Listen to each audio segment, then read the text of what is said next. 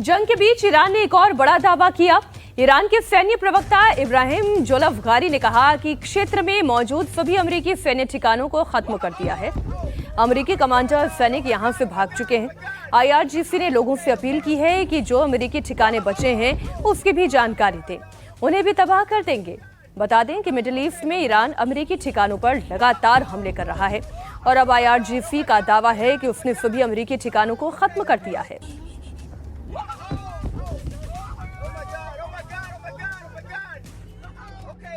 الرحمن الرحیم با توجه به اینکه همه پایگاه‌های آمریکا در منطقه از بین رفته است، فرماندهان و سربازان آمریکا فرار و در مخفیگاه‌های خارج از پایگاه‌ها پناه گرفتند و ما به دنبال آنها می‌گردیم.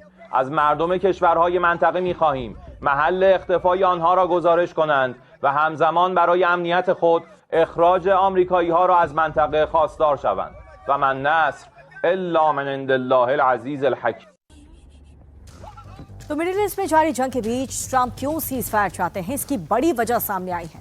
America के अखबार New York times के मुताबिक इस जंग में खाड़ी के देशों में अमेरिका के बेस को काफी ज्यादा नुकसान पहुंचा है। अखबार के मुताबिक अमेरिका के 13 बेस रहने लायक नहीं रह गए। इसमें सबसे ज्यादा तबाही कुवैत के बेस में मची है। कुवैत में ही अमेरिका के टैक्टिकल ऑपरेशन पर मिसाइल गिरने से अमेरिका के 6 सैनिकों की मौत हो गई थी। कुवैत में कई अमेरिकी बेसेस को नुकसान पहुंचा। कतर में अमेरिका के सेंटकॉम का रीजनल एयर हेडक्वार्टर है और इसका अर्ली वार्निंग रडार अमेरिकी हमलों में डैमेज हो चुका है। बहरीन में अमेरिका के 5th फ्लीट हेडक्वार्टर को तबाही हुई। इसी तरह अखबार के मुताबिक ईरान के हमले में सऊदी अरब के प्रिंस सुल्तान एयर बेस के कई रिफ्यूल टैंकर भी तबाह हो चुके हैं। हॉर्मुज़ बंद करने के बाद ईरान ने एक और बड़ी धमकी दी है। हॉर्मुज़ के बाद ईरान ने अब बाब अल मंदेब को बंद करने की धमकी दी है। ये यूरोप और एशिया के बीच व्यापार के लिए एक बेहद अहम रास्ता है। इससे दुनिया का 10वां हिस्सा समुद्री व्यापार होता है और खासतौर पर तब जब हॉर्मुज़ पहले से ही ब्लॉक है और एनर्जी सप्लाई पहले से ही काफ़ी हद तक बंद हो चुकी है। ऐसे में अगर बाब अल मंदेब भी ब्लॉक होता है तो ये अंतर्राष्ट्रीय व्यापार के लिए एक बड़ी तबाही का सबब बन सकता है। दुनिया के आधे समुद्री व्यापार ठप हो जाएंगे। तेल, प्राकृतिक गैस और सामान की किल्लत बढ़ जाएगी क्योंकि हर दिन लगभग 10 मिलियन बैरल तेल यहीं से निकलता है। भारत का करीब 65% कच्चा तेल इसी मार्ग से आता है। रास्ता बंद होने से तेल की सप्लाई बाधित होगी। ऐसे में अगर तेल के टैंकर्स को अफ्रीका के केप ऑफ गुड होप से घूम कर आना पड़ा तो सफर में लगने वाला वक्त 15 से 20 दिन तक बढ़ जाएगा।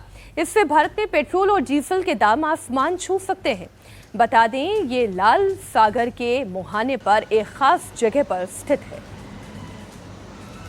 इजरायल ईरान पर पूरे पावर के साथ अटैक कर रहा है। इजरायल ने तेहरान पर एक के बाद एक कई हवाई हमले किए हैं। इजरायल ने यह हमला ईरानी फोर्स के कमांडर सेंटर और IRGC के बुनियादी ढांचे को निशाना बनाकर किया। हमले के बाद से तेहरान के बड़े इलाकों में धुएं का गुबार छा गया है। इजरायल लगातार ईरान में सैन्य ठिकानों को टारगेट कर रहा है। इजरायल के प्रधानमंत्री नेतन्याहू ने IDF को आदेश दिया है कि अगले 48 घंटे में ईरान के सभी सैन्य ठिकानों को तबाह कर दिया जाए। ईरान ने भारत, चीन, रूस और इराक को हॉर्मुज़ स्ट्रेट से गुजरने की इजाजत दे दी है।